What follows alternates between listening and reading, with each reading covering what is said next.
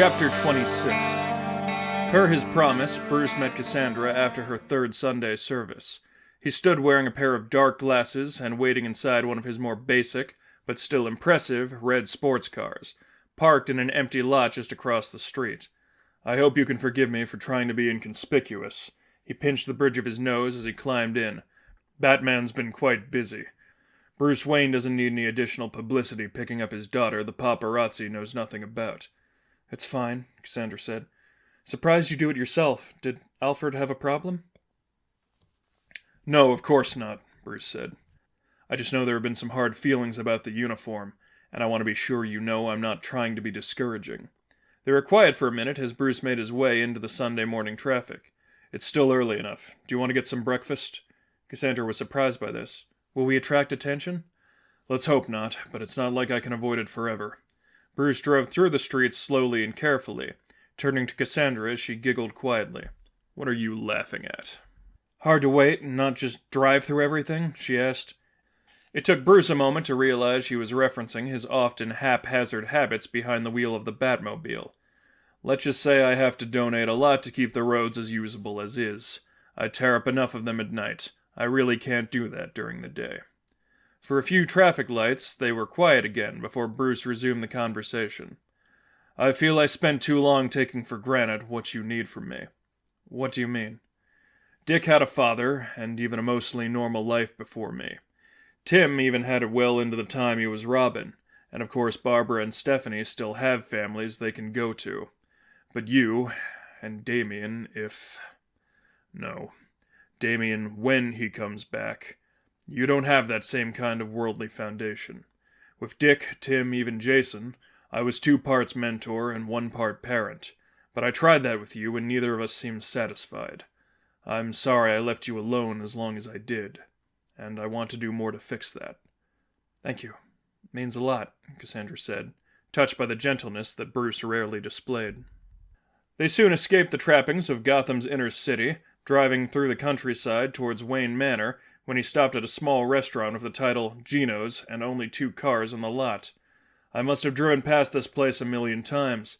They probably have photographs of the Batmobile posted inside, and I've never been here. Might have to pay off the waitstaff not to get too excited." He said the conclusion under his breath. The two were seated quickly in the near-empty diner, soon each sipping coffee as they tried to adjust to the unusual but not unpleasant situation. None of the staff seemed to recognize Bruce, thankfully. "The point I was making in the car," he said quietly, "is that there is more to adoption than just you living in my house.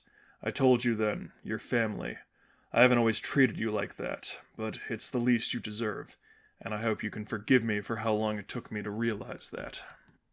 "Haven't always known what forgiveness is, but think I always felt it. Especially recently, though." "I wasn't entirely sure how this religious odyssey of yours was going to turn out." Bruce took another sip from his mug. "But I just kept reminding myself that at your age, it's good that you start making some decisions for yourself. I would have never predicted this one, but it seems to be working for you." "It makes me happy," Cassandra said. "Good. That's what it's supposed to do. In my experience, at least." Their conversation paused again as one of the waitstaff set 2 large omelets in front of them. Bruce requested more coffee when she asked if they needed anything else. When the cups were refilled, Cassandra picked up with, "What do you believe?" "Did Tim make that crack about how I have a plan to take down God if he becomes disagreeable?"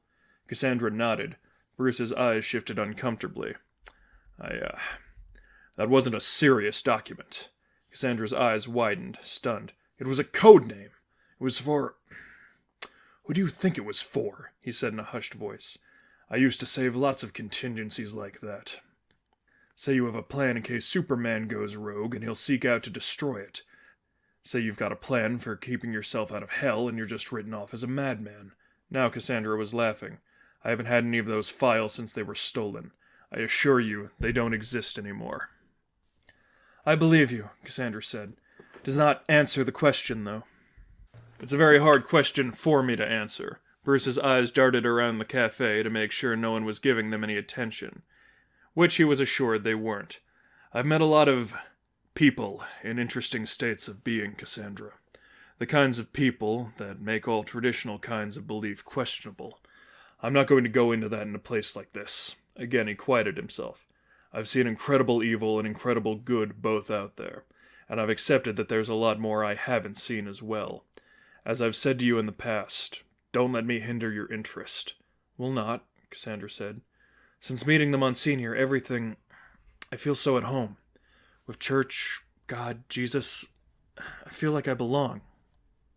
It could be, Bruce said, that nothing ever felt like it really encouraged your more gentle tendencies.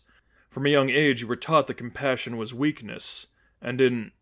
He stopped abruptly to assure the waitress they didn't need anything more, and the omelets tasted great. Sorry. In our line of work, you unfortunately were made to stick to what you knew best. But however skilled you were, that didn't necessarily mean it completely matched your personality. Always have been happy to help, she said. You would not be my family if I had not. But you're going to tell me it didn't become exhausting doing the same things that you were always trained to do, Bruce said. I doubt that. I think your conversion might have been an outlet to let you express things you had little experience with. And I'm not saying that in a negative way. I only mean that I think it's helping you become better attuned to those emotions. Things you've always felt, but maybe haven't always been able to express.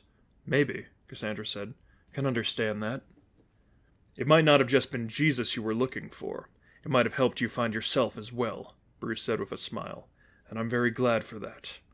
The two continued to talk over breakfast. Cassandra felt and appreciated the effort that Bruce was going to.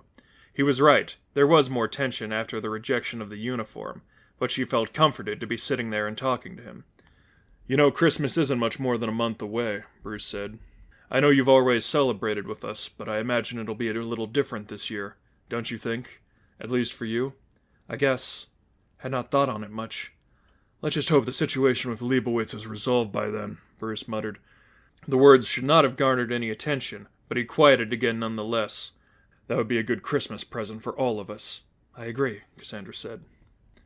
Well, you never ask for much anyway, so if anything special comes to mind, let me know. I know how unfortunately busy things get around the holiday. To anyone else, that would have just sounded like shopping and hastily collecting presents. In their line of work, it was the Joker and Calendar Man pulling as many holiday-themed stunts as they could possibly fit in the season. You and your brothers are going to help me keep things together and all that. As Bruce and Cassandra finished their breakfast, she could not help but notice a man as he nervously looked back and forth between Bruce and the morning paper. That man keeps looking at you. Bruce turned toward him.